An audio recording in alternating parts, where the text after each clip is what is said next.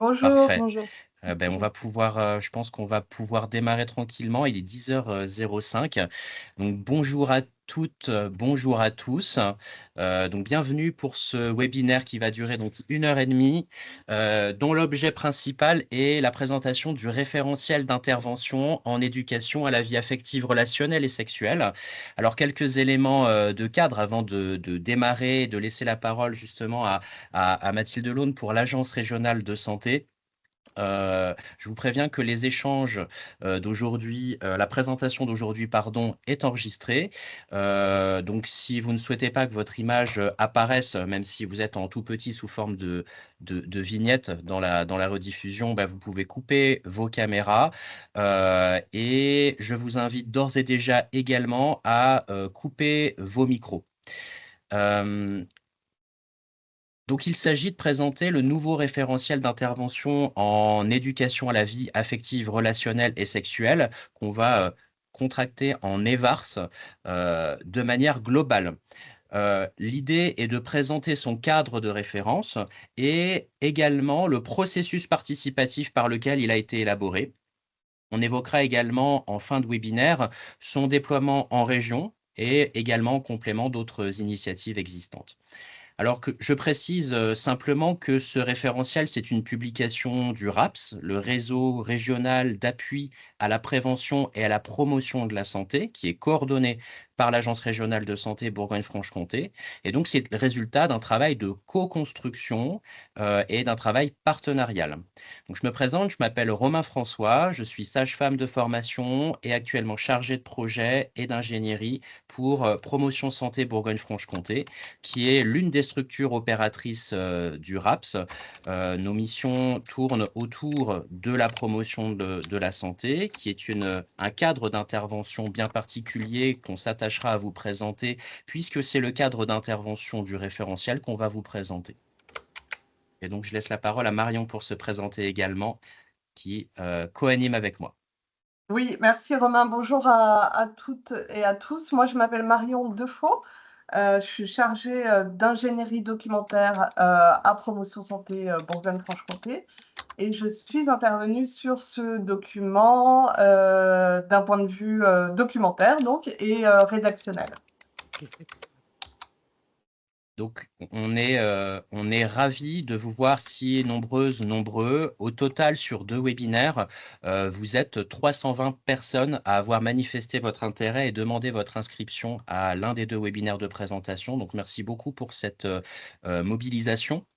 Le temps de présentation en lui-même, il est, très contraint et donc nous n'avons pas prévu de séance de questions-réponses directes et vous observez que, sur ce webinaire, vous n'avez pas d'onglet, conversation.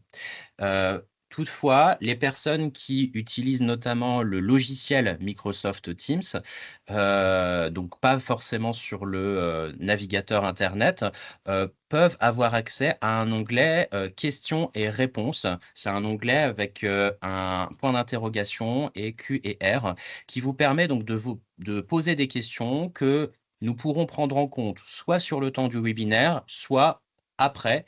Donc pour qu'on puisse prendre en compte votre question et parfois le nom, le prénom ne suffit pas à vous retrouver, on vous invite à l'intérieur de votre question à bien préciser votre adresse mail. Si toutefois nous n'avons pas le temps de traiter votre question au cours du webinaire, on prendra le temps de le traiter sous forme, d'un mail, Marion et moi. Et il est également possible de nous contacter toute l'année, bien sûr. Toutes les questions sont pertinentes, donc on s'attachera à répondre aux questions, concernant le référentiel proprement dit. Simplement petite précision pour, les demandes d'accompagnement méthodologique dans les structures, dans les départements, toutes les structures opératrices du RAPS sont à votre disposition. Vous pouvez aller sur le site du RAPS pour avoir la liste des personnes qui peuvent être des interlocuteurs, interlocutrices. Et pour ce qui est de promotion santé, nous avons, dans chaque département, une antenne qui peut répondre à vos questions. Je vais donc donner, suite à ces éléments de cadre, la parole à, Mathilde Laune pour l'Agence régionale de santé, pour introduire le propos de la présentation. Merci Romain, merci Marion. Bonjour à toutes et tous. Donc Mathilde Dehaune, je suis chargée de mission à la direction de la santé publique à l'ARS Bourgogne-Franche-Comté. Je suis en charge, entre autres, de la santé des enfants et des jeunes. Et donc, dans ce cadre, a été missionné Promotion Santé dans le cadre de son CEPOM, hein, une thématique autour de la santé sexuelle et en particulier l'éducation à la santé. Et donc ce projet qui s'inscrit, comme ça a été dit, hein, dans le cadre du RAPS, donc avec un ensemble de professionnels opérateurs de la prévention promotion de la santé en Bourgogne-Franche-Comté et qui a été aussi élargi à d'autres opérateurs porteurs de cette thématique. Donc ce projet s'inscrit à la fois dans le cadre de notre politique de santé sexuelle au niveau de l'agence, mais aussi bien sûr dans le cadre de la prévention de promotion de la santé auprès des enfants et des jeunes et également dans le cadre de projets de référentiel qui a été mis en place depuis plusieurs années par l'agence avec Promotion Santé. Donc, on a eu des référentiels autour de l'éducation, promotion de la santé, des CPS, compétences psychosociales, et le dernier en date autour de la santé mentale des étudiants. Et donc, on a aujourd'hui ce nouveau référentiel qui vient compléter l'offre et qui était très demandé avec beaucoup d'attentes, comme voilà, en témoigne le nombre de personnes qui sont connectées aujourd'hui et qui ont été connectées la dernière fois. Donc, on est très content de pouvoir en tout cas répondre au moins en partie à un besoin qui a été manifesté.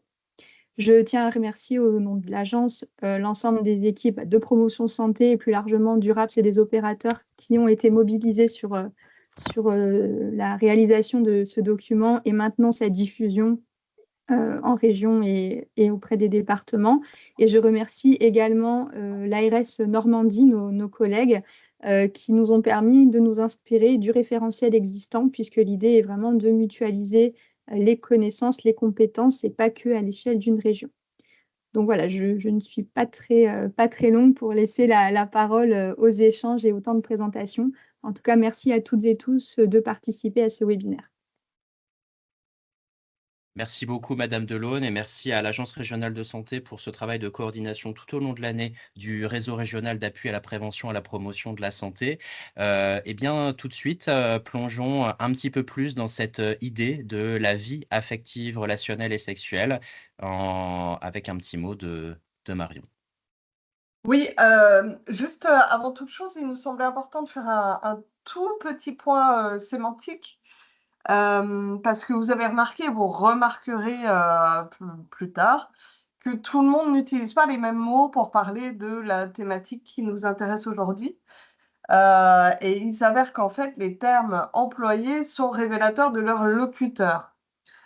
Ainsi, santé sexuelle vient plutôt du monde des professionnels de la santé. Nous avons VAS, qui est la vie affective et sexuelle, qui est davantage marquée promotion de la santé. Et quand on ajoute la dimension d'éducation, on a éducation complète à la sexualité, qui est une expression qu'on retrouve volontiers dans les textes édités par les organisations internationales, type UNESCO, ONU, OMS. On a eu aussi EVRAS il y a 10 ans en Belgique et qui perdure depuis. Et récemment, EVARS en France avec le S entre parenthèses, donc éducation à la vie affective, relationnelle et à la sexualité. Celui-là, cet acronyme-là vient de l'éducation nationale en France. Et nous, ce qu'on a choisi, c'est plutôt l'acronyme qui tend à s'imposer dans le débat public depuis quelques mois. Donc EVARS, éducation à la vie affective, relationnelle et sexuelle. Mais cela ne nous empêche pas d'utiliser les autres termes. Et finalement, tout le monde parle à peu près la même chose. Et justement, Romain, de quoi parle-t-on? C'est une excellente question, Marion. On va donc s'attacher à y répondre en prenant le temps aussi d'y répondre. Déjà, si on décortique le terme, on peut d'abord s'attacher à ce premier mot, là, celui d'éducation, puisque le référentiel d'intervention s'attache et vise à l'éducation pour la santé. Alors, l'éducation pour la santé, ça vise l'accroissement des connaissances et le développement de compétences de la population en général en matière de santé. Ici, on se concentre sur les jeunes, principalement de 6 à 18 ans. On verra un petit peu plus dans le détail pourquoi et comment. Cette éducation pour la santé, elle contribue à renforcer le pouvoir d'agir des jeunes, en l'occurrence, sur leur propre santé, en travaillant 3 choses qui sont habituellement travaillées en éducation: les savoirs, le savoir-être et le savoir-faire. Alors attention, l'éducation pour la santé, c'est pas forcément synonyme d'information pour la santé. On fait bien le distinguo entre les deux. L'éducation pour la santé ne remplit pleinement sa fonction que, et si et seulement si, elle encourage les gens à participer et à choisir eux-mêmes. C'est vraiment cette dimension de pouvoir d'agir.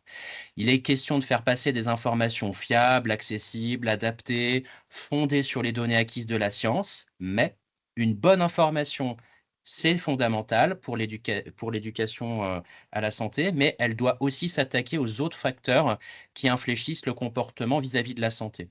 En fait, c'est quelque chose de multidimensionnel et c'est pourquoi on utilise un petit peu classiquement en promotion de la santé des modèles comme ici. Donc les plus promoteurs et promotrices d'entre vous auront reconnu le modèle de Dahlgren et Whitehead, un modèle qui présente justement les multiples dimensions pouvant être retrouvées au sein de ce qui va déterminer la santé, les fameux déterminants de la santé. Et on peut parler de la santé sexuelle comme d'un déterminant de santé multifactoriel, avec une définition plutôt reconnue sur le plan international, qui est celle d'un bien-être physique, émotionnel, mental et social en lien avec la sexualité.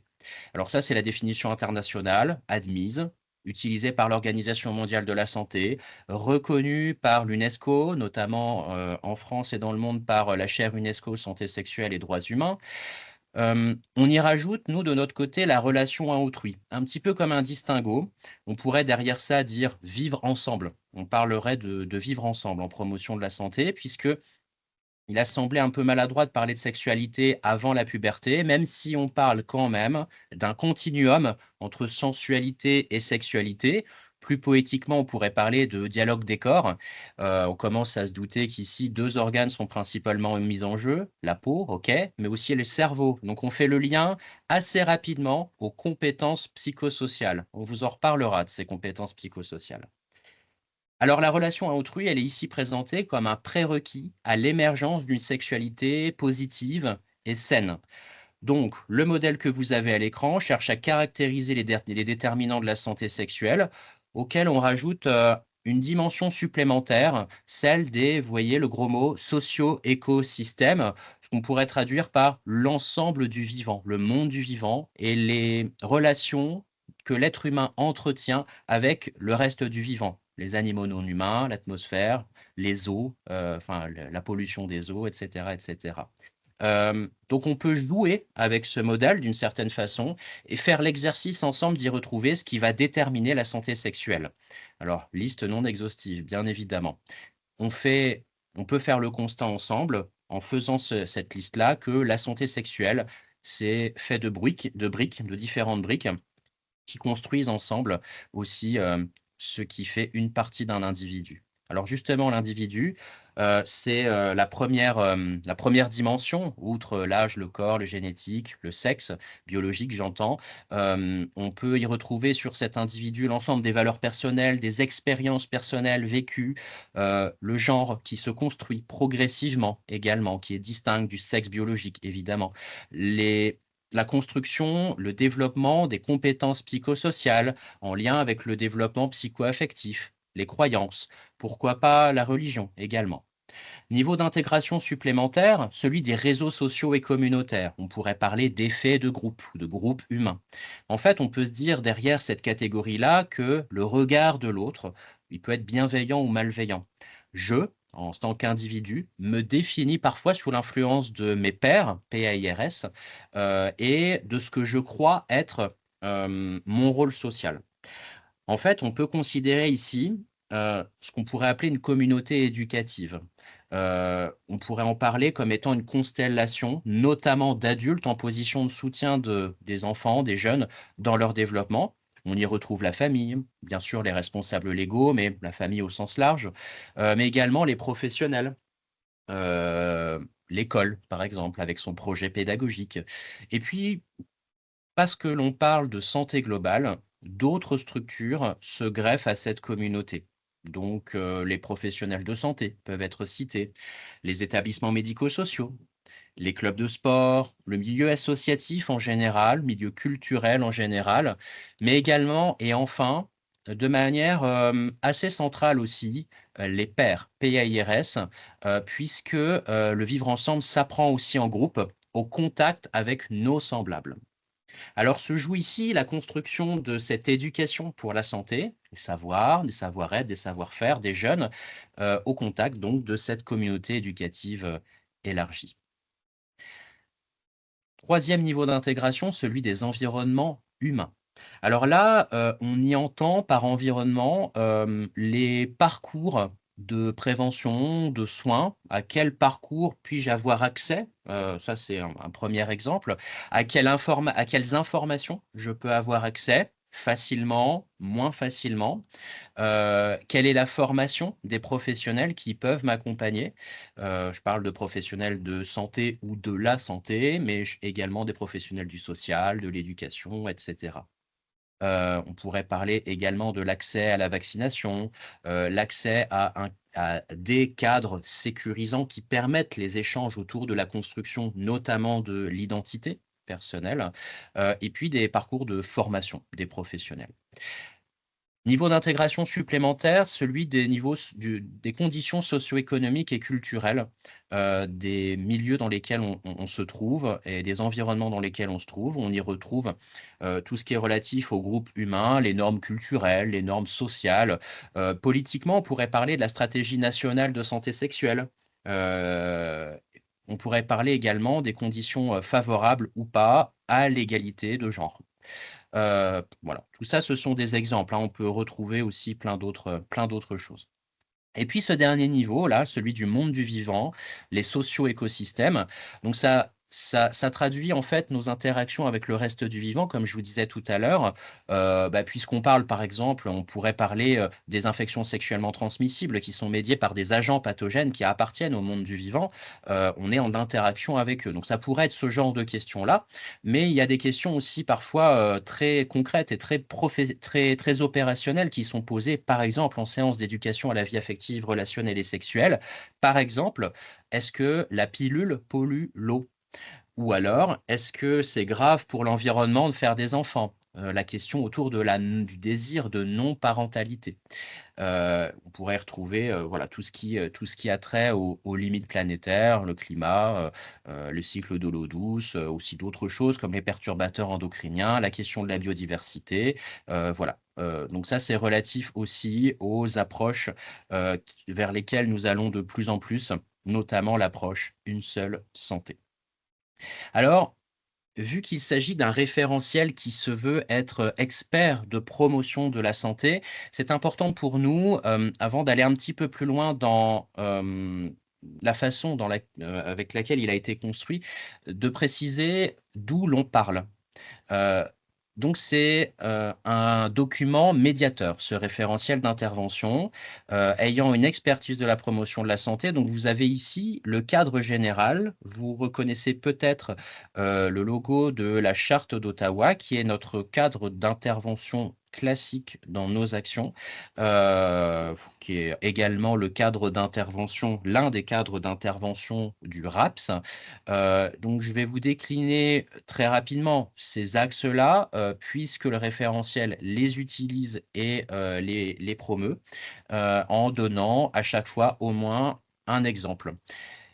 Il y a cette première idée de développer les aptitudes individuelles. Vous reconnaissez quelques éléments de définition de l'éducation pour la santé déjà. Par exemple, derrière ce développement des aptitudes individuelles, on peut y retrouver la connaissance de ses droits, ou alors le fait d'avoir des ressources pour résister pour résister à la pression du groupe, pour, se questionner par rapport aux pressions sociales ou aux différentes, questions qui peuvent être traitées en société. Directement lié à ce développement des aptitudes individuelles, on a le renforcement de l'action communautaire ou des effets de groupe ou des effets humains, justement, qui servent d'autres axes. Donc ça, c'est un deuxième axe prioritaire du cadre général de la promotion de la santé. On peut citer comme exemple les CESCE dans les établissements scolaires, ou alors concernant les établissements médico-sociaux, nous pourrions parler des conseils de la vie sociale. En troisième axe prioritaire de la promotion de la santé, on y retrouve la création de milieux favorables ou d'environnements favorables. En fait, il s'agit ici de faciliter, par exemple, certains usages. Par exemple, l'usage du préservatif dans les lieux fréquentés par les jeunes, directement au contact. Ou alors, l'organisation de séances d'EVARS dans les structures. Chers professionnels, quand vous organisez des séances d'EVARS dans votre structure, vous encouragez ou alors vous créez un environnement favorable. Soyez-en convaincus. En quatrième axe, la réorientation des services de santé. Alors, elle semble un petit peu plus éloignée, cette action. En fait, pas du tout. Par exemple, lorsque l'on parle de renforcer l'action des centres de santé sexuelle, on est directement dans ce travail de réorientation des services de santé pour faciliter l'accès des jeunes aux différentes solutions de contraception, d'informations sur certains risques ou de sujets de promotion de la santé. On pourrait parler également de la formation initiale ou continue des professionnels de santé à la promotion de la santé sexuelle. Alors quand je parle des professionnels de santé, on va dire professionnels de la santé.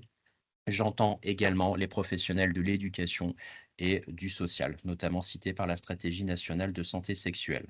Et en dernier lieu, l'établissement d'une politique publique volontariste, par exemple la stratégie nationale de santé sexuelle, ou alors si par exemple on parle de l'IVG, on pourrait parler de la loi du 4 juillet 2001 relative à l'IVG. Alors, chaque axe est complémentaire des autres et donc le référentiel, document médiateur, s'intègre directement dans ce cadre-là. Il est d'ailleurs rappelé dans les pages du référentiel. Alors pour terminer, c'est important pour nous de bien distinguer ce que ce référentiel est et ce que ce référentiel n'est pas. Donc ça, c'est une diapositive qui est particulièrement importante puisqu'elle elle termine de présenter finalement le cadre général. Alors, ce référentiel, il se veut non exhaustif parce que, et justement, c'est tout l'objet du référentiel, il est complémentaire de bases de ressources déjà existantes. Marion va vous le présenter tout à l'heure. Vous avez un quatrième chapitre qui est un chapitre biblio. Alors la biblio, généralement, elle est reléguée à la fin et elle est toute petite. Là, elle est à la fin, mais c'est quasiment ce qu'il y a de plus important. C'est-à-dire que vous avez dans cette bibliographie la liste de documents supports sur lesquels se sont basés les professionnels pour co-construire le référentiel, mais vous avez également certains documents qui paraissent particulièrement importants et qui sont mis en lumière sous forme de coup de cœur. Et donc, ce chapitre-là, il est particulièrement intéressant et important, justement pour ouvrir des pistes de questionnement et pour compléter les apports du référentiel. Donc, on vous l'a dit un petit peu déjà, mais il a l'avantage d'être co-construit, ce référentiel, ce qui lui donne une force particulière, ce qui renforce le message porté, puisque la méthode s'est voulue la plus participative possible. Il a été créé par des professionnels et pour les professionnels. Voilà, donc c'est un document pour les professionnels. C'est un peu ça aussi. Il propose donc des repères communs, des pistes d'action concrètes qui vont être complémentaires. Donc, concrètement, qu'est-ce que ça peut donner? Eh bien, on développe différents sujets. Donc, il y a une formulation thématique sous forme notamment de cas pratiques, mais pas que. Il y a également des notions de cadre législatif attachés à différents sujets. Il y a des propositions de déroulé pédagogique. Ça, c'est décliné plutôt sous le chapitre 3. Des techniques d'animation, des conseils donnés directement par les professionnels. Quelques précautions à prendre en fonction des sujets. Ça, je vais vite là-dessus puisque Marion vous le présente un peu plus en détail après, hein. L'intégration également, et ça fait sens, l'intégration des compétences psychosociales, quelques éléments de méthodologie de projet, des outils, particulièrement importants aussi, des renvois aux ressources documentaires, notamment aussi, et je vais les reciter là à nouveau, le site du RAPS, mais également BipBop, qui est notre base de ressources documentaires pour que vous puissiez faire vos recherches d'outils pédagogiques, de jeux ou de mallettes ou d'ouvrages. Également des sites spécialisés. Et donc, on se base sur des ressources et des outils existants, fondés, validés par les données acquises de la science. Alors, dans les attentes des inscriptions, il y avait une petite ligne recueil d'attente. On vous a questionné pourquoi vous étiez là.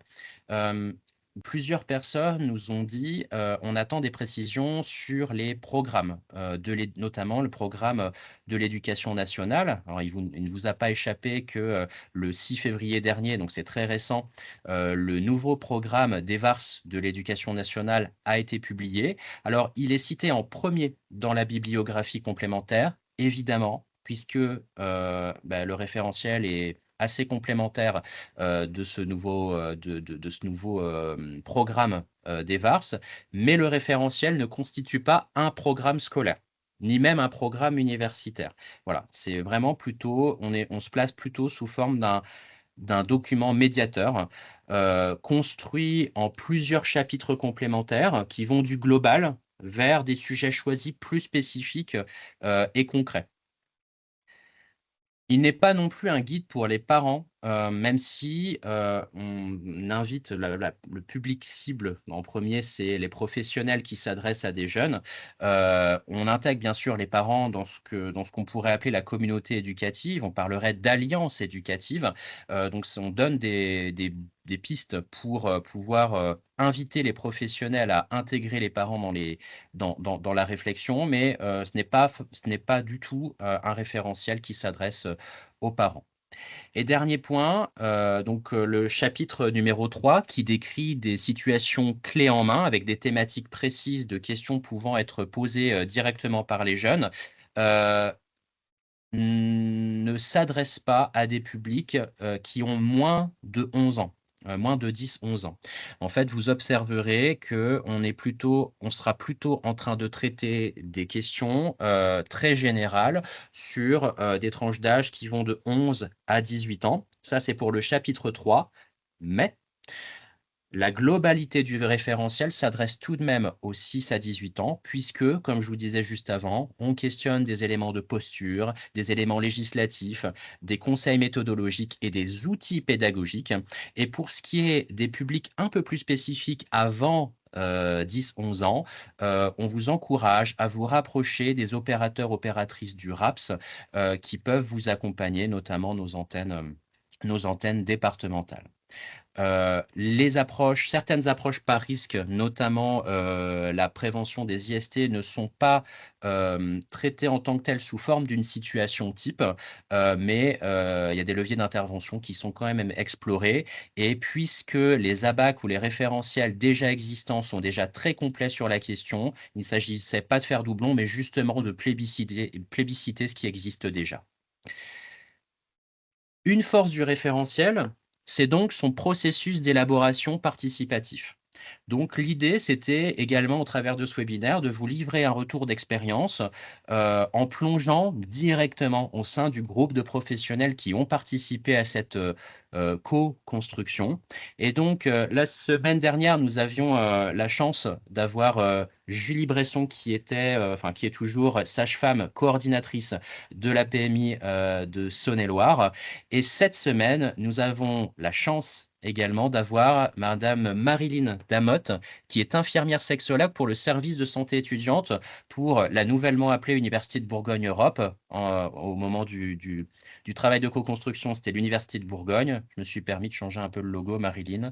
Je vous laisse la parole pour quelques minutes, une dizaine de minutes. On avait dit ça plutôt comme ça, une dizaine de minutes de retour d'expérience.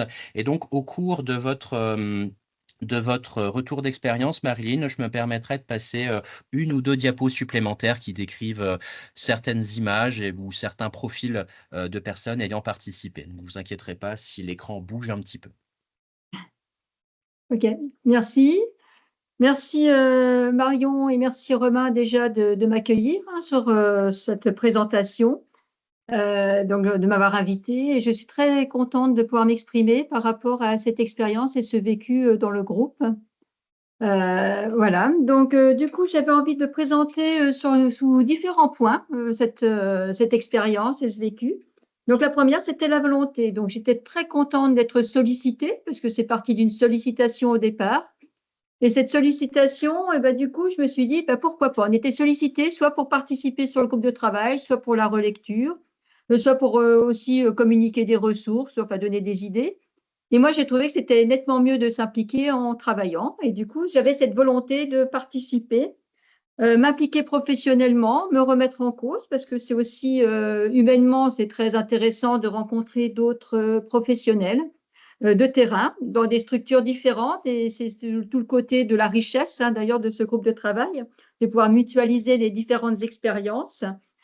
Voilà, les savoirs de chacun, les savoir-être, voilà, c'est beaucoup de choses et le savoir-faire aussi pour participer sur les éducations à la sexualité.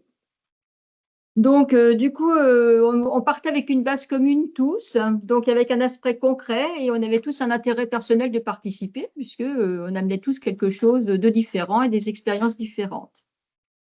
Sur la collaboration, c'est vrai que je dirais que c'était un plaisir de ce travail d'équipe parce qu'on avait une réflexion et une vision commune avec plusieurs têtes pensantes. Et moi, je trouve toujours intéressant ces groupes de travail, c'est qu'effectivement, on a tous des compétences différentes, des façons de faire différentes, et que du coup, on a une grande richesse dans ce qu'on peut produire, on est beaucoup plus créatif, on est beaucoup plus riche, et surtout, on a beaucoup plus d'arguments aussi pour pouvoir essayer de faire quelque chose, de constituer quelque chose qui tienne la route avec tout ce que chacun a apporté. Donc, c'est vrai que ça a été l'occasion d'exprimer aussi les problématiques rencontrées. Ça a été aussi l'occasion d'harmoniser un peu tous nos discours, d'échanger sur les différents messages adaptés qu'on pouvait faire chacun dans nos structures. Et puis surtout de savoir quelles ressources étaient mobilisables aussi et sur quoi on s'appuyait chacun. Donc, c'est vrai que c'était super intéressant pour ça. Après, il y a eu toute l'implication, et c'est vrai que l'implication, c'était aussi s'impliquer pendant le travail de groupe, mais on a fait aussi quelques devoirs à la maison, c'est-à-dire, j'exagère un peu sur le côté devoir, mais on avait aussi un travail à faire personnel entre les séances qui tenait aussi, c'était le fil conducteur aussi qui n'était pas lâché. On avait un fil rouge finalement entre les séances qui nous permettait aussi de travailler sur les tâches demandées, de les approfondir, de les enrichir avec du coup de réflexion un peu plus personnelle aussi à la maison. Donc du coup, c'est encore beaucoup plus riche. Ça ramenait encore d'autres choses et ça relançait, ça maintenait l'élan qui avait déjà, le dynamisme de ce groupe et tout l'engagement de l'équipe. Ensuite, ce que j'ai aimé, c'était la cohésion. Donc, toute cette cohésion a été liée à vous par rapport à la gestion du groupe du travail. Les encadrants ont été super. On avait toujours un accueil très agréable. On avait des activités brise-glace pour commencer l'activité. On avait des activités en petits groupes. Et puis après, on avait des restitutions en grands groupes. On a eu des repas pris en commun et je vous remercie parce que c'est vrai que ça aussi, c'était une bonne idée. Ça permettait de continuer les échanges, ça permettait de renforcer aussi cette cohésion de groupe. Et ça, c'est super important parce que du coup, on se connaît mieux et puis du coup, on s'autorise plus aussi, je pense, à dire ce qu'on pense, nos réflexions. Donc, c'est beaucoup plus intéressant également. Il y avait une émulation commune qui était maintenue en permanence dans cette ambiance studieuse, mais en même temps bienveillante et détendue. Donc, il y avait tout ce côté travail, mais toujours dans la détente. Voilà, on ne se prenait pas la tête non plus. Et c'était ça qui était important pour renforcer ce lien. Donc, on s'est vraiment senti membre actif à part entière. Et ça, je pense que c'est important de le souligner parce que, voilà, on avait des directives, mais on était quand même très actifs et on nous laissait quand même beaucoup de liberté par rapport à ça. J'ai aimé l'harmonie qui ressort de tout ça, grâce toujours à nos encadrants qui nous donnaient des pistes de travail, des directives.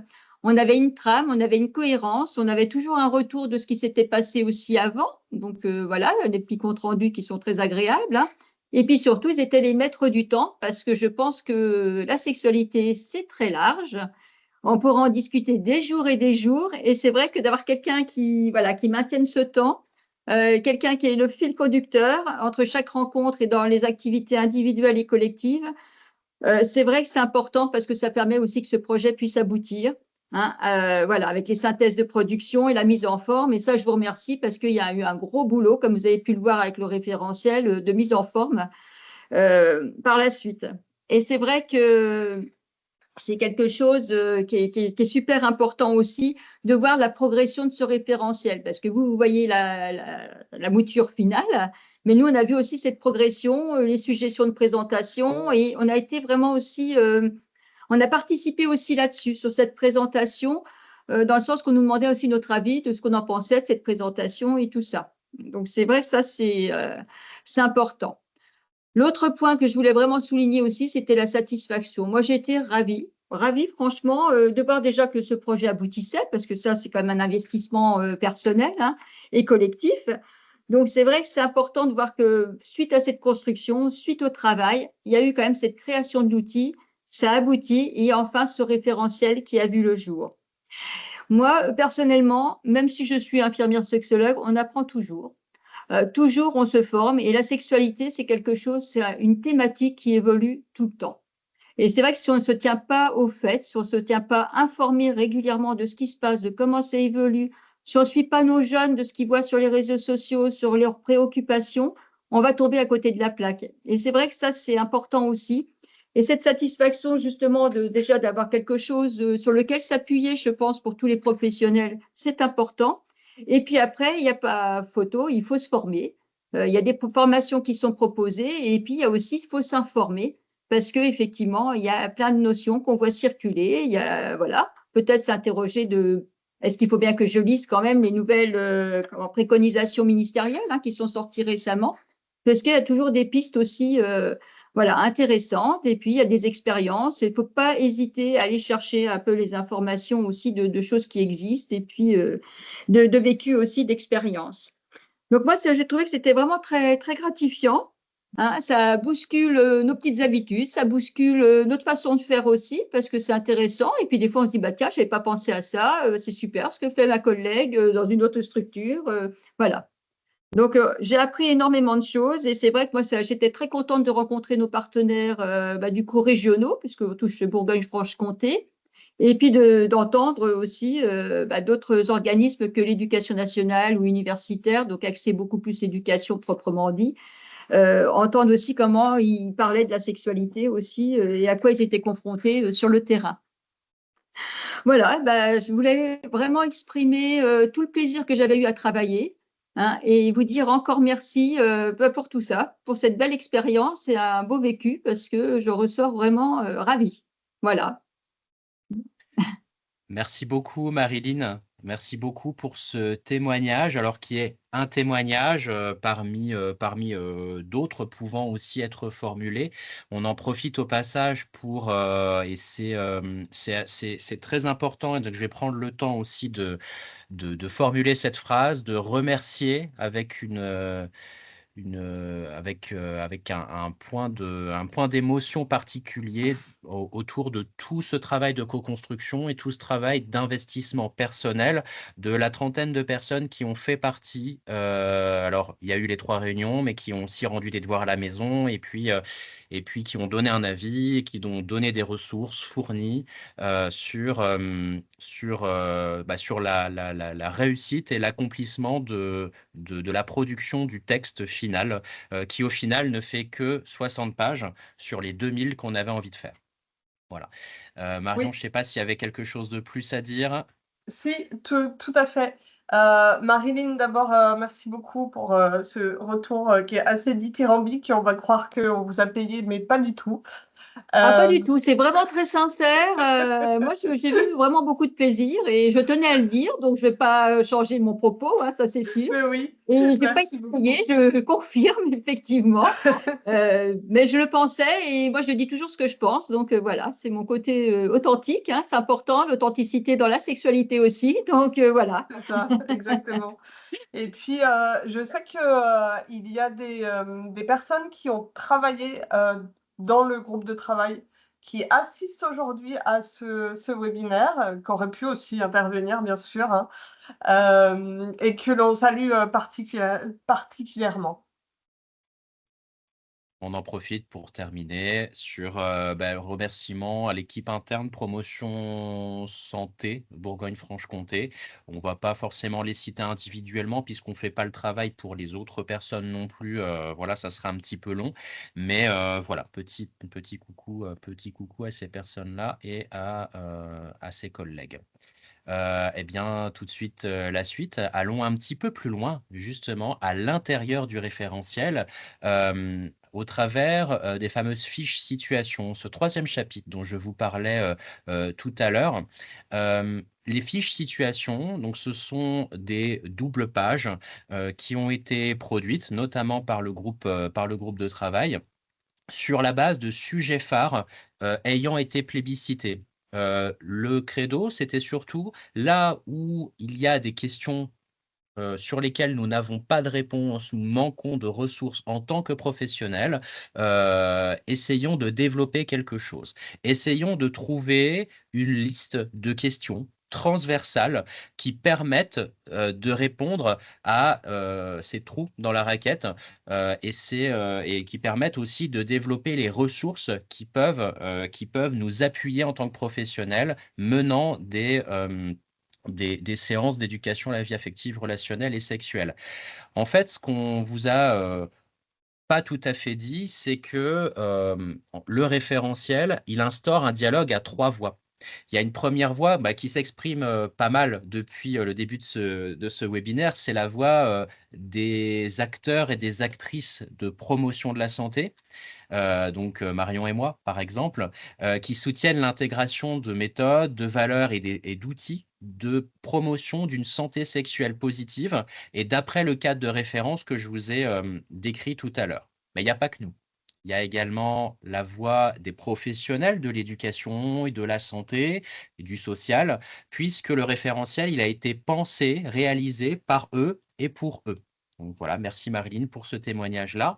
Et puis enfin, et ne les oublions pas, il y a ce qu'on pourrait appeler en santé publique les publics cibles, ce que nous, on va nommer les groupes de jeunes lors de séances d'EVARS, puisque les 7 questions transversales que vous avez, que je vais vous décliner là, sont explorées avec le choix d'en faire des questions concrètes pouvant être posées en séance. Donc, il y a la question, celle qui s'affiche à l'écran depuis tout à l'heure, la question des dyspareunies, des douleurs au rapport sexuel, plutôt rapport sexuel pénétrant.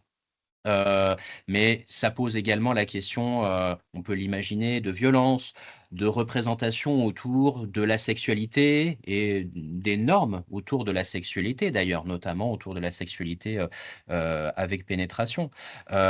Mais ça fait également le distinguo entre ce qui relève du normal et du pathologique, cette question de la génitalité, la question aussi de l'empathie qu'on peut avoir pour l'autre. Et donc, voilà, vous voyez, donc ça, c'est un premier exemple de question qui a été développé et qui est développé sous forme d'une double page avec proposition d'un scénario pédagogique construit, timé et avec des objectifs précis. Une deuxième question qui tourne autour du genre, de l'inclusivité, la position, le positionnement des rôles sociaux également. Une question autour de l'orientation sexuelle. Donc pareil, on peut faire le travail aussi de voir en quoi elle est transversale. Ce travail, il est fait aussi dans le référentiel. La question de la pornographie et des images véhiculées par les écrans. La question des conduites pré-prostitutionnelles. La question du consentement. Et enfin, la question de la relation amoureuse. Alors, le développement de la dernière situation, elle a été imaginée pour des publics porteurs de handicap, donc typiquement plutôt pour des établissements médico-sociaux, même si la question, bien sûr, elle se veut encore une fois transversale et généralisable à tous les milieux avec des outils qui sont utilisables pour d'autres milieux et d'autres publics. Je laisse la parole à Marion pour introduire Oui. ici. On a voulu cette toute petite diapositive qu'on a appelée débat et questionnement parce que nous ne sommes pas sans savoir, donc nous qui parlons et nous tous collectivement, que cette question de l'EVARS peut être prise comme objet de controverse. Et pour aborder cette question, on peut se référer aux sciences, en l'occurrence les sciences humaines et les sciences sociales. Et je pense notamment à l'angle historique avec les travaux de Yves Verneuil, qui est professeur des universités en sciences de l'éducation à Lyon 2, et donc qui a écrit une histoire de l'éducation sexuelle à l'école en France au XXIe siècle, où il retrace le traitement qui est accordé à des questions fondamentales. Par exemple, l'éducation sexuelle est-elle du ressort de l'école ou de la seule famille? Doit-elle débuter avec la puberté ou alors beaucoup plus tôt? Puis il s'attache à retracer l'évolution des contextes socioculturels qui sont plus ou moins favorables, et enfin la diversité des acteurs impliqués. Donc en premier lieu, le ministère de l'Éducation nationale, les syndicats enseignants, les fédérations de parents d'élèves, etc., mais aussi d'autres ministères, d'autres voix de la société civile, les acteurs des communautés religieuses, etc. Donc tout ça peut nous éclairer sur ce qui se passe en ce moment, mais après, on peut aussi adopter d'autres angles dont va nous parler Romain. Oui, effectivement, le débat, il est sain. Il vaut mieux une question mise au débat plutôt que cachée sous le tapis. Et donc, l'important, c'est d'avoir des références communes et des ressources fondées sur les données acquises de la science pour faire société et puis pour avancer ensemble. Alors, quel serait par exemple l'intérêt d'éduquer un jeune garçon à la question des règles? Donc, à première vue, la question de l'hygiène menstruelle ne le concerne pas directement, mais pour autant, on peut avoir une réflexion autour du genre et des rôles sociaux. Donc, c'est une première question. Et puis, ce garçon-là, si on le nomme garçon, ben, il est peut-être un frère, il sera peut-être un père, un décideur, un éducateur. Il se pose peut-être la question, justement, cette question des rôles sociaux genrés.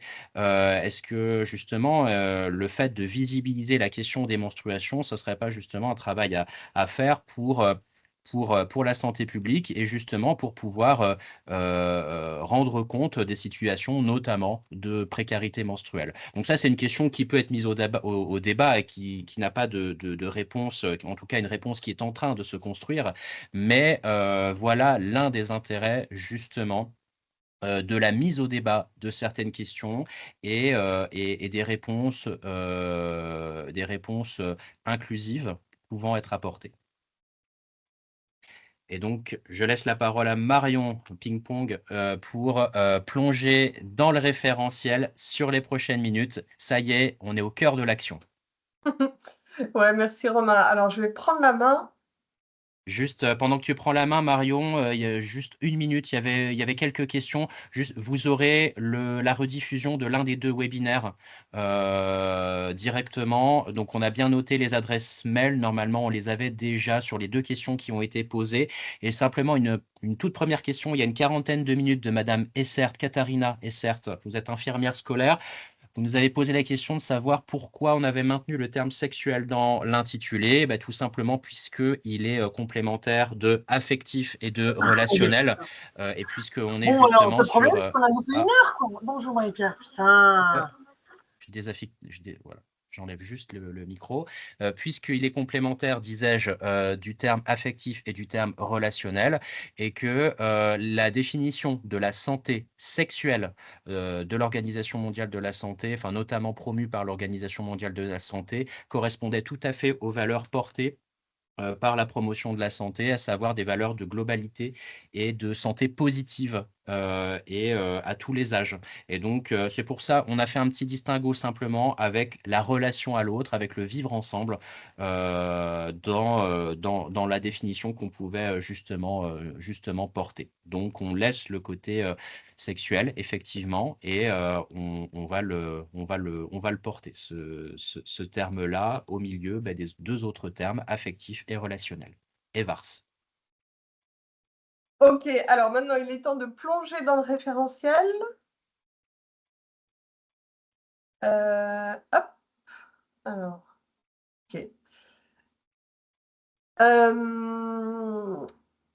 Donc, ce référentiel dont vous voyez la couverture à gauche et l'introduction dans l'encadré au milieu.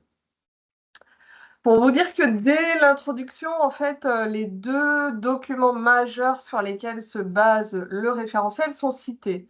Donc, on a d'une part les principes directeurs internationaux sur l'éducation à la sexualité, ce qu'on appelle plus communément ou couramment les standards de l'UNESCO ou alors les standards des Nations Unies.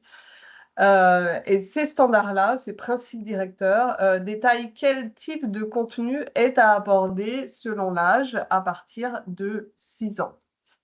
Et puis, on cite aussi dès le début le référentiel de nos collègues de l'ARS et de Promotion Santé Normandie, dont Madame Delaune vous parlait en tout début de webinaire. Et il s'intitule Pour promouvoir la santé sexuelle et il date de 2019. Et lui aussi s'attache bien à montrer l'évolution des thématiques et la façon de les traiter selon l'âge des enfants. Et puis après, on s'est simplement amusé à dresser un petit parallèle entre le ton de ce guide qu'on a adopté et le consentement. Et donc, on insiste sur l'enthousiasme, la liberté, le fait d'être éclairé, spécifique, informé. La table des matières est somme toute assez classique, hein. Une première partie qui est axée sur les définitions, donc santé sexuelle, promotion de la santé, promotion de la santé sexuelle, éducation à la sexualité, et aussi le principe de gradation des contenus, des thématiques selon l'âge du public. Et puis, dans cette partie, il y a aussi deux petits zooms, donc un sur les compétences psychosociales et un autre sur le lien avec la notion de une seule santé que Romain évoquait plus tôt. En deuxième partie, on a les principes d'intervention en éducation à la sexualité, donc une large partie sur la posture professionnelle, la méthodologie de projet et la place de l'outil dans une action. Troisième partie, la fameuse partie avec les situations concrètes déjà évoquées. Donc, on a l'illustration des interrogations que l'on peut avoir sur les terrains et des exemples de séances telles qu'on peut les mener. Et enfin, quatrième partie, les ressources à la fois bibliographiques, mais aussi les outils d'intervention et puis les sites Internet auxquels se référer. Je ne vais pas vous montrer l'entièreté du document, hein, mais je vous propose de commencer de manière assez chouette avec cette illustration de la définition de la santé sexuelle par l'OMS, avec cette infographie qui est produite par l'OMS elle-même et que l'on trouve particulièrement réussie. Et ce n'est pas si souvent, donc c'est pour ça qu'on a tenu à la mettre. Et qui insiste non seulement sur la prévention des risques, bien sûr, mais aussi sur l'aspect émotionnel, mental, social et la lutte contre les discriminations et les violences.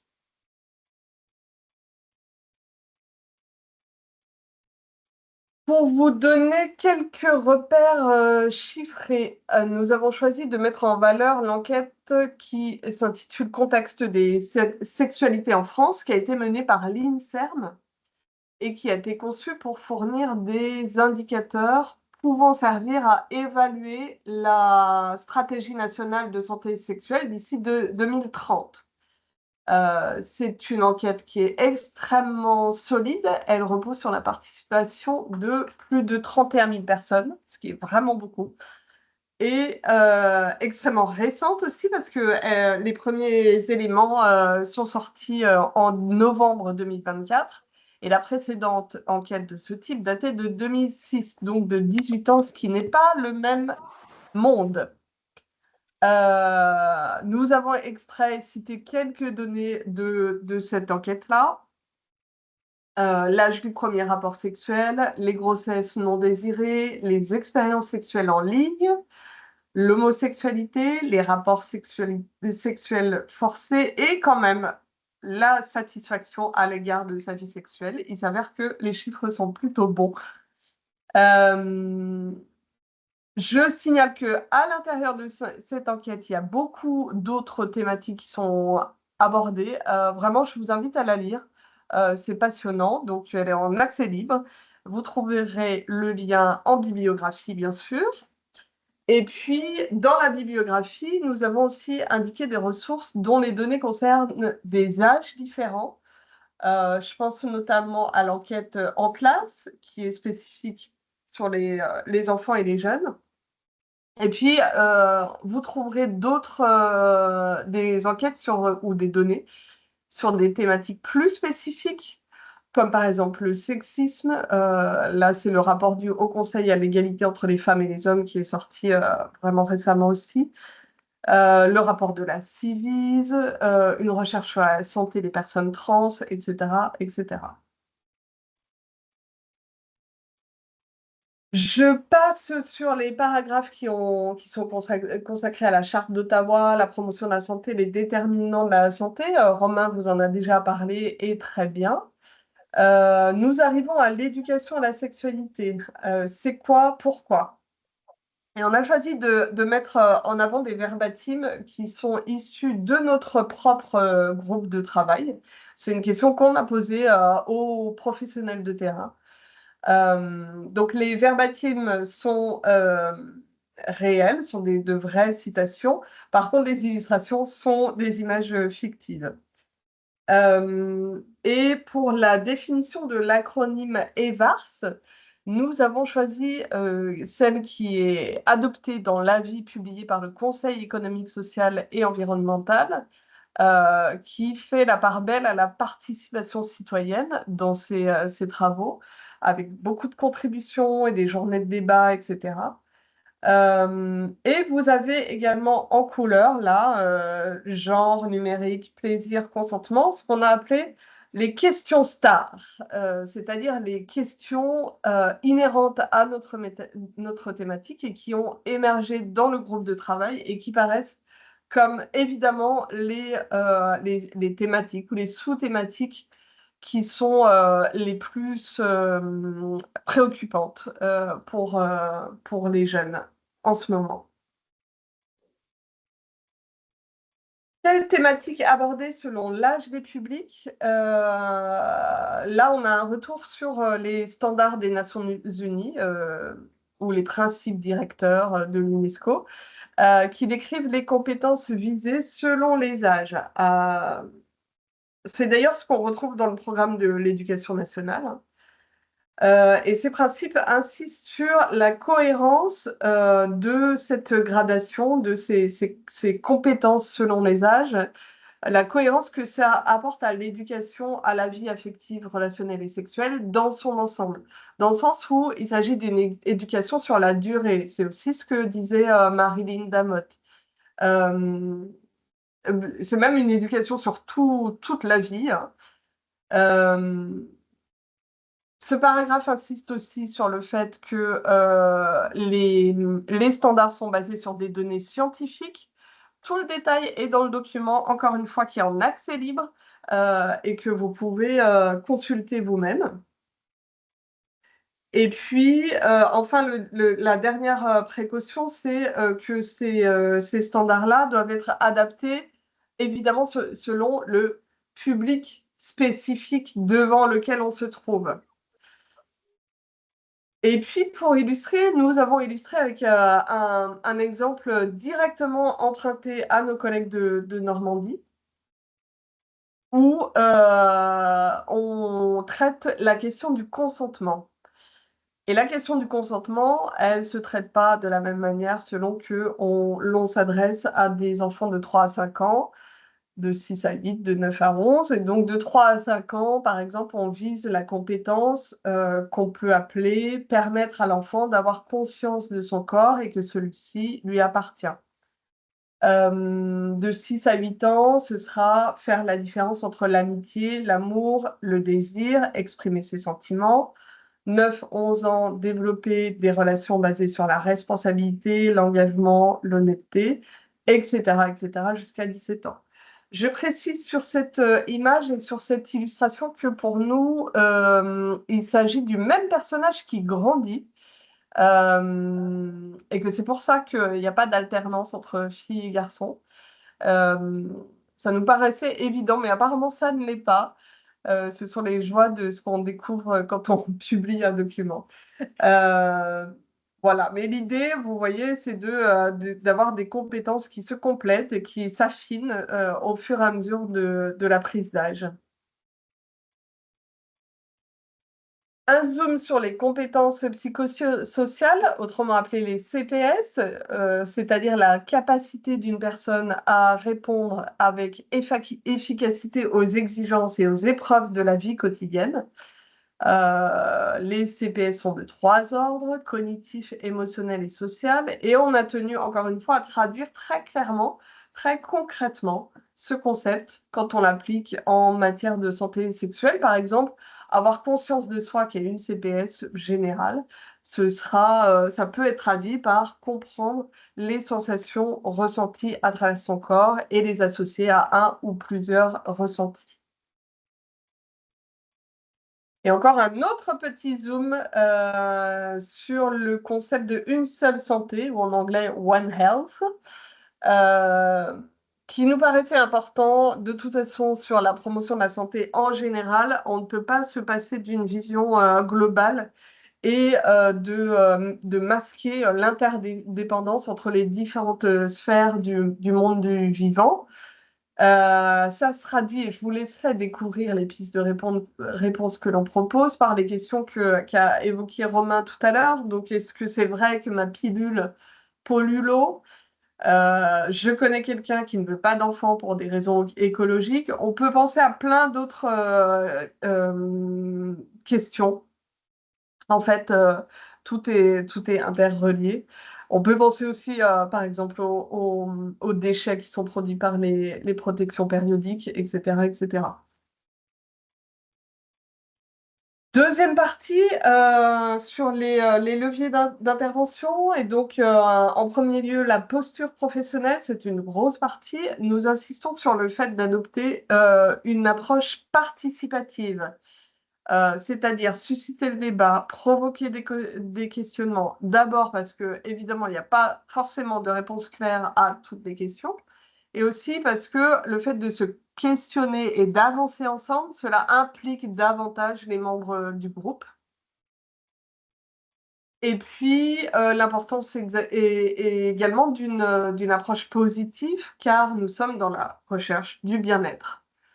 On a un petit laïus sur l'importance du cadre qui doit être co-construit avec les membres du groupe, avec les droits et devoirs en gros de chacun et chacune. Et puis, pour résumer, les valeurs incarnées, l'empathie, la confiance, l'authenticité, la bienveillance, etc. Ensuite, on a ce qu'on a appelé, pour s'amuser un petit peu, la pause ping-pong. Donc, c'est une sorte de jeu de questions-réponses issues du terrain, qui sont très rapides, avec des réponses qui sont en fait des combinaisons de plusieurs verbatims que nous avons récoltés sur le terrain. Ça faisait partie des devoirs à la maison dont vous parlez, Marilyn. Donc les noms des personnages sont fictifs, mais les réponses, elles, sont vraiment ancrées dans le concret. Et Les questions sont oui, mais si c'est un jour où je suis crevée, parce qu'on passe notre temps à dire avant, il faut être positif, avoir de l'humour, du dynamisme et tout ça, mais oui, mais si c'est un jour où je suis crevée. Comment éviter les moments gênants? Comment répondre aux pressions idéologiques ou religieuses? Comment faire si on est heurté par une question? Je me demande si ce ne serait pas plus facile avec des groupes non mixtes. Ou faut-il interdire le téléphone portable? La méthodologie de projet, nous avons rappelé les points essentiels de la construction d'un projet en promotion de la santé, selon une méthode et avec des étapes précises. Et encore une fois, comment on fait quand on veut appliquer toute cette théorie à un projet en éducation à la vie affective, relationnelle et sexuelle. Et on a reproduit ici un tableau qu'on a emprunté directement au CRIPS Île-de-France qui produit des ressources très intéressantes à ce sujet. Ce tableau, il peut sembler un peu rébarbatif et un petit peu lourd, mais en fait, honnêtement, il est très bien. Il est très détaillé, en langage clair, avec à chaque fois les questions à se poser, les exemples concrets qu'on relie à ce type de situation, etc., etc. Et puis, une petite partie sur la place de l'outil dans une action. En fait, on se rend compte sur le terrain que les professionnels sont souvent en demande d'outils et d'ailleurs, on en promeut l'usage. Mais ça peut arriver que quelquefois, les professionnels oublient un petit peu que c'est le projet qui doit primer. C'est-à-dire les besoins du public, les objectifs principaux, secondaires, etc., et non pas l'outil. On dit souvent que l'outil ne fait pas l'action. Et on rappelle la métaphore qui est bien connue, qui veut que si on veut construire une armoire, on va par exemple utiliser un outil, un tournevis, mais le but premier n'est pas d'utiliser un tournevis, mais bien d'avoir une armoire à la fin. Nous arrivons enfin à la troisième partie, les situations concrètes dont vous parlez, Romain. Donc les questions ont été dévoilées avant. Voilà un exemple de fiche. Donc, elles sont toutes faites sur le même modèle. Chacune tient sur une double page et on retrouve à chaque fois les mêmes rubriques que l'on va explorer maintenant. Donc, on commence là. J'ai choisi la situation numéro 3 qui s'intitule « Que se passe-t-il si mon meilleur ami est gay ?» Et à chaque fois, on a les mêmes questions qu'il faut se poser en amont. C'est-à-dire, par exemple là, mes représentations en tant que professionnelle. Est-ce que je suis assez à l'aise pour parler d'homosexualité? Est-ce que j'ai une idée de la culture LGBTQIA+? Oui, on a mis toutes les lettres. À qui en parler? C'est-à-dire, est-ce qu'il y a des âges auxquels il est plus délicat d'en parler ou pas? En l'occurrence, là, on peut en parler assez tôt, c'est-à-dire dès 6 ans. Les précautions à prendre, avoir un discours bienveillant, inclusif, vigilant sur les risques de stigmatisation vis-à-vis de telle ou telle personne dans le groupe. On a également les thèmes transversaux à cette question. On peut penser là aux discriminations, aux relations de couple, à l'amitié, au vivre ensemble, etc. Et puis, où trouver l'info sur le web? Donc, ici, quelques pages Internet issues de ressources fiables. Je précise que le référentiel tel que on le trouve sur le site du RAPS, on vous donnera l'adresse à la fin. Si vous l'ouvrez avec tel navigateur et que les liens ne fonctionnent pas, n'hésitez pas à l'ouvrir avec un autre navigateur parce qu'il y a des petites différences. Moi, chez moi, par exemple, ça ne marche pas avec Firefox, mais ça marche avec Chrome. Ensuite, un encadré que l'on retrouve tout le temps, intitulé Que dit la loi? Ici, on a cité le code pénal, donc l'article 225.1 du code pénal sur les discriminations, et puis aussi le code civil de 2013 qui parle du mariage de personnes du même sexe. En vert, vous avez le conseil de la doc. Ce petit encadré-là, il peut passer de la page gauche à droite. Là, on a dû trouver des aménagements pour faire tenir tout ça sur 2 pages. Alors, il s'agit de la documentaliste hein, et pas de la docteure. En l'occurrence, c'est moi. Et donc, je vais, dans ce petit encadré-là, j'oriente sur un outil ou une ressource qui n'est pas citée, mais qu'on aurait pu citer, qu'on pourrait utiliser pour la séance décrite. Et puis là, on passe sur les pages de droite. Avec un exemple de séance. Donc, à chaque fois, on a imaginé un groupe auquel on s'adressait. On a mis un nombre de jeunes précis et leur âge, parce que de toute façon, une action se construit en fonction d'un public précis. Les séances-là qu'on vous donne ne sont pas réitérables à l'infini. Par contre, on peut les adapter. En rouge, vous avez les petits tips des conseils de professionnels, donc plutôt d'animateurs. Qui sont soit une petite astuce en plus, ou alors un point de vigilance, etc. Et enfin, un déroulé pédagogique dans les règles de l'art, avec les séquences, les durées, les ressources, le rappel du cadre au début, le bilan à l'issue de la séance, etc. Donc tout ça à valeur d'exemple.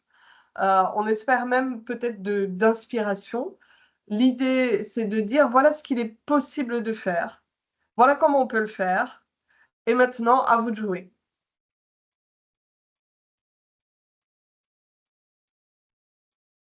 Quatrième et dernière partie, les ressources. Ce qu'on a voulu bien mettre en exergue, c'est la référence au réseau régional d'appui à la prévention et la promotion de la santé, le RAPS, qui est le réseau dans le cadre duquel s'inscrit la construction de ce référentiel et dont le but est de renforcer la qualité des actions et programmes de prévention, promotion de la santé en BFC.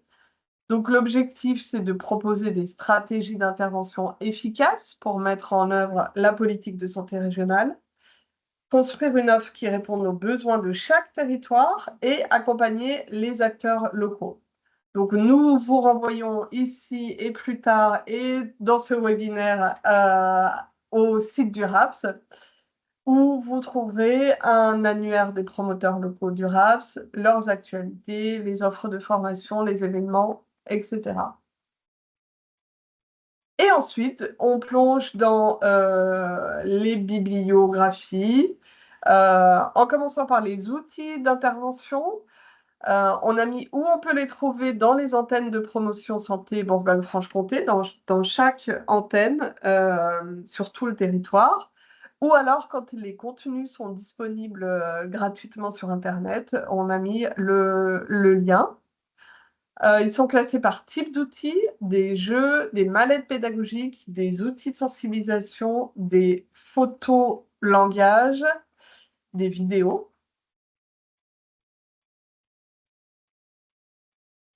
Ensuite, nous avons la bibliographie. D'abord, les références qui sont citées dans le document. Et puis, comme on fait face à une profusion récente et passionnante de documents à ce sujet, on a mis une bibliographie complémentaire. Alors, d'abord, des références qui concernent le cadre stratégique et les recommandations, des enquêtes et données, des guides pratiques. Et Romain, vous parlez des coups de cœur de la doc. Je précise qu'ils sont totalement et uniquement subjectifs. Et enfin, les sites internet ressources qui sont classés par type de contenu. Ici, je vous ai mis l'information des jeunes et de leur entourage. Nous avons aussi des sites pour les professionnels, les associations de terrain et les sites institutionnels. Et voilà. Merci beaucoup Marion pour cette présentation, alors qui se veut donner un panorama assez représentatif de ce qu'est le référentiel. Bien évidemment, nous vous invitons à le consulter directement et justement, le voici. En suivant, alors soit le lien que je vous mets dans la discussion, dans questions et réponses, soit en flashant le QR code avec votre smartphone, soit en allant directement sur le site du RAPS, vous pouvez trouver le document source, le fameux référentiel. Donc pour aller sur le site du RAPS, c'est tout simple. Il vous suffit de taper RAPS, R-R-A-P-P-S,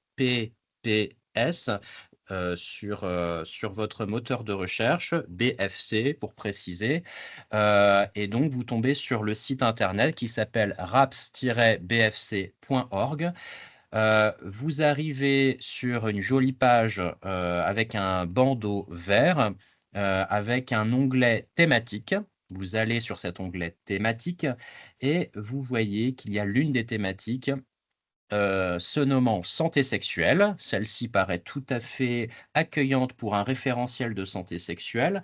Et donc, lorsque vous allez sur cette page-là, vous avez un lien qui s'appelle Publication RAPS. Vous arrivez donc sur une liste de différentes publications ayant pu être diffusées sur la thématique de la santé sexuelle. Et la toute première qui s'affiche, publiée en date du 18/03/2025, c'est le référentiel qui se nomme « Tous explorent l'éducation à la vie affective, relationnelle et sexuelle ». Donc pour répondre à l'une des questions, est-ce que des versions papier du référentiel seront disponibles? Oui, bien évidemment.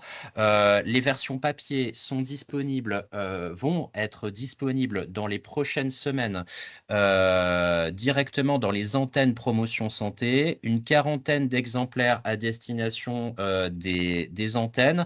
Alors l'idée, vu qu'il n'y en a que 40. L'idée n'est pas d'en distribuer à tout le monde, mais de plutôt promouvoir la version numérique.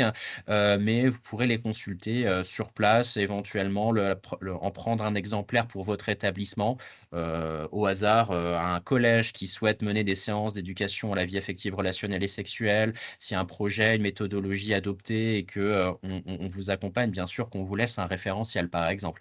Donc voilà, ça c'est à voir avec les antennes départementales de promotion santé Bourgogne-Franche-Comté. Vous en avez une par département avec les collègues associés.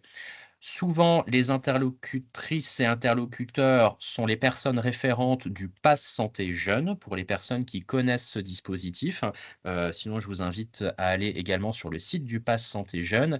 Et pour cause, le déploiement en région va aussi s'appuyer sur ce dispositif, notamment, alors il y a le site du Pass Santé Jeune qui s'adresse aux jeunes, qui développe certaines thématiques autour de la santé sexuelle. Mais pour les professionnels, il y a le site du Pass Santé Pro. Donc, vous avez son logo là directement à l'écran, Pass Santé Pro. Et au sein de ce site-là, alors vous avez des conseils pour des techniques d'animation, vous avez des dossiers thématiques et vous avez également des modules d'auto-formation dont l'objectif est de se sensibiliser. Ce ne sont pas véritablement des formations dans le sens où elles sont pas très longues, c'est plutôt en 20-30 minutes. Vous avez un sujet qui est développé, un sujet de promotion de la santé. Et donc, il est question de développer un nouveau module d'auto-formation autour de l'éducation à la vie affective, relationnelle et sexuelle, qui sera très certainement disponible aux alentours du mois de juin 2025. Donc ça sera finalement un appui supplémentaire au déploiement en région du référentiel, outre d'autres initiatives qui pourraient émerger au fur et à mesure de l'année. Mais ça, finalement, c'est la prochaine étape qu'on a en vue. Une autre étape que l'on a en vue, dans le cadre du Pass Santé Jeune, vous le savez peut-être, parfois des rencontres sont organisées, qui sont des rencontres soit de présentation d'outils, soit de sensibilisation ou d'échange de pratiques autour de certaines thématiques liées au public jeune. Eh bien, pour cette année et une fois par département en 2025, vous aurez la possibilité d'un temps d'échange d'une demi-journée sur la thématique de la santé sexuelle. Et donc, ça sera le lieu privilégié de diffusion de ce référentiel. Et vous pouvez vous manifester alors soit auprès de la personne en charge du pass santé jeune dans votre département, soit si vous n'avez pas de nom de professionnel de promotion santé dans votre carnet d'adresses départemental, vous avez la possibilité de nous renvoyer un petit mail à Marion et à moi pour pouvoir nous demander le nom de la personne qui sera en charge du déploiement de cette demi-journée. Donc je vous ai mis le lien direct normalement dans l'onglet questions et réponses si vous voulez. Pour rappel, la rediffusion sera disponible, la rediffusion de ce webinaire sera disponible. Une autre question par rapport à des professionnels qui seraient en dehors de la Bourgogne-Franche-Comté, ce référentiel peut-il être proposé en dehors de la Bourgogne-Franche-Comté? En fait, au même titre qu'un autre référentiel sur lequel nous nous sommes appuyés, qui est le référentiel de santé sexuelle de l'Agence régionale de santé de Normandie, bien sûr, ce référentiel est diffusable dans la francophonie. Donc là, simplement, le cadre législatif est celui de la France. Et donc, par exemple, il serait assez peu applicable sur certaines parties en Belgique ou en Suisse. Mais voilà, vous pouvez bien sûr le diffuser. Vous pouvez bien sûr le diffuser dans vos réseaux sans aucun souci. Et nous sommes très partageurs au RAPS. Est-ce que nous avions d'autres questions? Donc, trouver la version papier. Les contenus peuvent-ils être utilisés avec des parents? Alors, nous vous encourageons à impliquer les parents dans les réflexions autour de l'éducation à la vie affective, relationnelle et sexuelle. Simplement, et c'est un peu l'invitation de tout à l'heure sur les questions un peu spécifiques méthodologiques, parce que là, on parle de méthodologie de projet. On vous invite à vous faire accompagner par une structure opératrice du RAPS de façon à pouvoir mettre au travail ces questions-là. On insiste sur ce dialogue à trois voix, des professionnels de la promotion de la santé, des professionnels de l'éducation et également des jeunes. Il y a aussi et puis des parents. Et il y a un intérêt aussi à faire fonctionner le participatif, bien évidemment dans ce sens-là. Et cette question nous fait plaisir à voir. Merci beaucoup. Je sais pas, je crois que j'ai pas vu d'autres questions. Si j'ai loupé quelque chose, n'hésitez pas à nous renvoyer un mail à Marion et à moi. Il est 11h26, donc on n'a pas forcément traîné, c'est très chouette et on va pouvoir vous libérer à l'heure. Je vous laisse la possibilité sur les quelques instants qui nous restent de poser des dernières questions s'il y en a par rapport au déploiement du référentiel ou par rapport au contenu du texte. Pas une question, oh, ça pourrait être un mot de la fin, ça. Pas une question, mais un énorme Ouais. remerciement pour cette visio et le référentiel, donc qui se nomme Tous explorent. Oui, effectivement, le titre, on n'a pas forcément trop insisté sur le titre, qui peut être un sous-titre, mais sur lequel on s'est aussi amusé dans le travail de co-construction à trouver une dénomination. Tous explorent, effectivement. Donc l'invitation comme un point de départ et pas comme une finalité en soi, c'est explorons cette question de la santé sexuelle, explorons ces questions de la vie affective, de la vie relationnelle et de la vie sexuelle, justement pour la santé des jeunes, pour la santé des citoyens et des citoyennes aussi, pour la santé des populations. Et je vais laisser à Marion le mot de la fin en vous remerciant infiniment pour votre attention, pour votre mobilisation et pour toutes les actions futures que vous pourrez être amenés à mettre en place avec une délectation d'avance à vous accompagner sur le plan méthodologique. Merci Romain. J'ai l'impression pour le mot de la fin, mais il me semble que la dernière diapo, c'est un petit câlin et j'aime bien dire que voilà. Finir là-dessus, effectivement, c'est sans doute ce dont on a besoin. Et donc, je vais remercier tout le monde, évidemment, et vous laisser sur cette image de câlin. Merci. Merci beaucoup. Nous restons à disposition. Bonne journée. Merci, bonne journée à tous.